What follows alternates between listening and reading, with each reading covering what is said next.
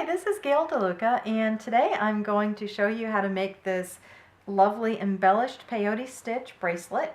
We've got a peyote stitch base with 4mm cube beads and an edge embellishment, and then we're going to embellish the top with these beautiful pressed glass beads made in the Czech Republic. These are harder and harder to find, and we love working with them and highlighting them. So the way we're going to get started is to do some flat peyote stitch, and this is going to be an odd count, so I'm going to show you a little bit different way to do it. First thing we want to do though is we want to put a stop bead on, so I'm going to use one of these little size 11s as a stop bead, and I'm using a 6-pound fire line. That's my thread of choice. And so I've strung a bead and I'm stitching around and through the bead again, and that just creates what we call a stop bead, that it will help my beads from falling off as I start this project. And I'm going to pick up 3 of the 4mm cube beads. These are Miyuki cubes. You can use any brand you like. And now I'm going to start working peyote stitch. So it's going to be a very narrow bracelet, so it's going to go really quick. So we pick up one bead. This is to get started. Pick up one bead, skip the bead on the end, stitch through the second bead and also the third bead. This is a little different than a normal even count peyote stitch start. So if you've done peyote stitch but never done odd count, bear with me. Okay, so now I'm going to flip it around. I should have that little T shape right there. So now I'm going to pick up with my needle another cube. I'm going to skip the bead on the end, stitch through the center cube, and then keep going through the cube on the edge. And that will give me a little H shape. Okay, without picking up a bead, come back and stitch through the end edge bead. Okay, now we're ready to add a bead in the center, so we're going to pick up one cube, come back and stitch through the bead on the edge. Okay, now we've got the thread coming out the edge. We pick up a bead. Now we're going to stitch on the diagonal through the center bead and the bead next to it, stitch through both beads, and that sets us up to come back and stitch in the other direction. We're going to pick up a cube and stitch on the diagonal through the center bead and the edge bead. Now this time we're stitching through that edge bead, not the very end edge bead, but the second one from the end, because that will set us up. Without picking up a bead, we're going to stitch through the end edge bead like that. So I hope that you're starting to get the hang of how this odd count peyote stitch works. You kind of have to take a little jog. It's a little bit different. Sometimes your cube beads can be a little odd shaped. I've got a bunch of odd shaped ones left. I'm going to grab another handful so I can pick out all the very nicest cube shapes. I'm going to do a few more stitches so that you can get the hang of this, and I'll describe it again. I've got this gap in the center. I've picked up a bead. I'm stitching through the end edge bead. When I'm coming back to me, I pick up a bead. I stitch through the center bead and on the diagonal through the end edge bead.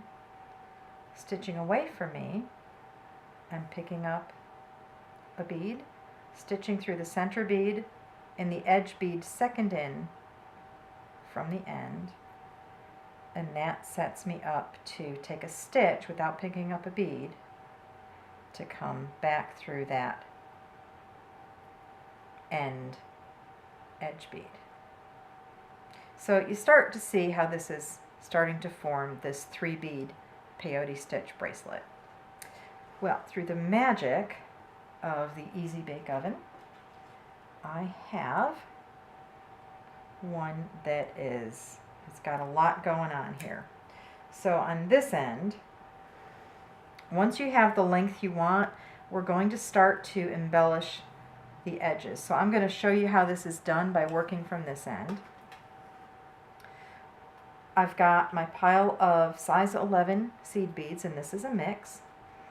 And I'm coming out the very end edge bead, and I'm going to pick up 6 of my size 11 seed beads,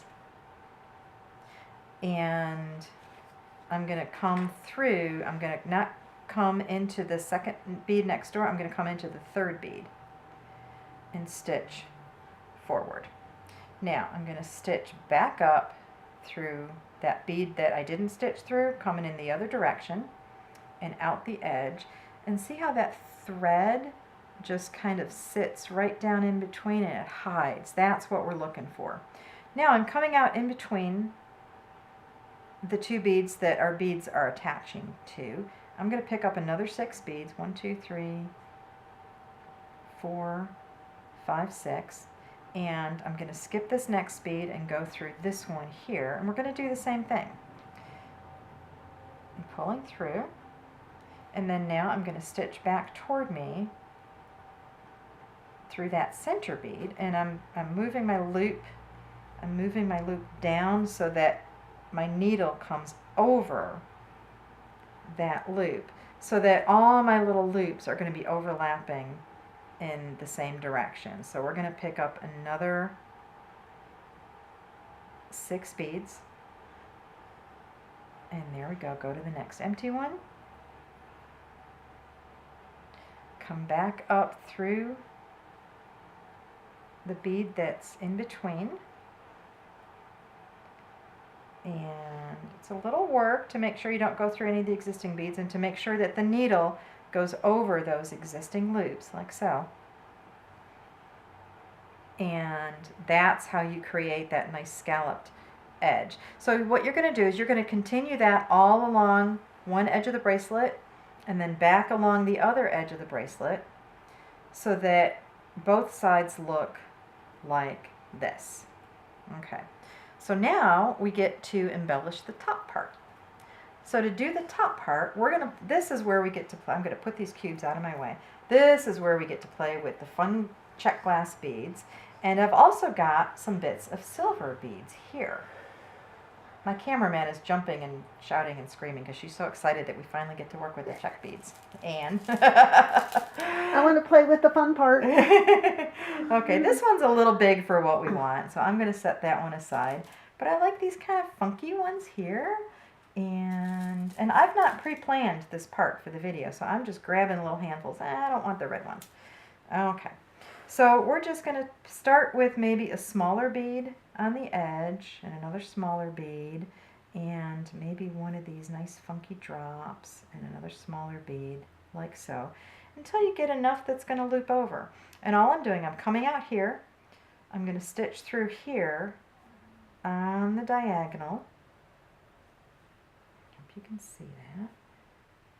And you know, sometimes it gets a little tight. You can't stitch through all beads at once, all 3 beads at once.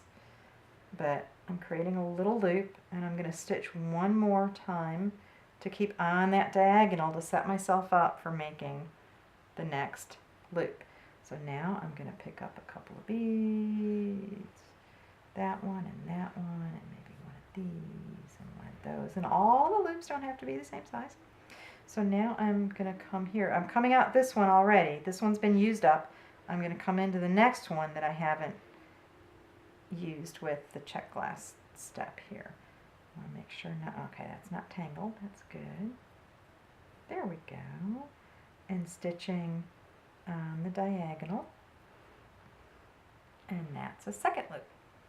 Okay, so maybe for this third loop, I'm going to start adding a little bit of silver to make it interesting. And maybe all of them aren't going to have big beads that stick up. Maybe I'll just use a few that have some little beads like that to mix it up a little bit. This is where you get to play and have fun. Add whatever you want. If you have some charms that are meaningful to you, you know, like little figures, you can do that. You can stitch in a special bead that has some meaning to you. You can do all sorts of things with this. But pretty much that is it. It's super simple. When you get done, you can just add a clasp at either end, however you like. That's up to you. I like these little 2-hole slide clasps. And this is what the finished piece looks like. Easy as pie. Thanks for watching. This is Gail DeLuca at White Fox Beads.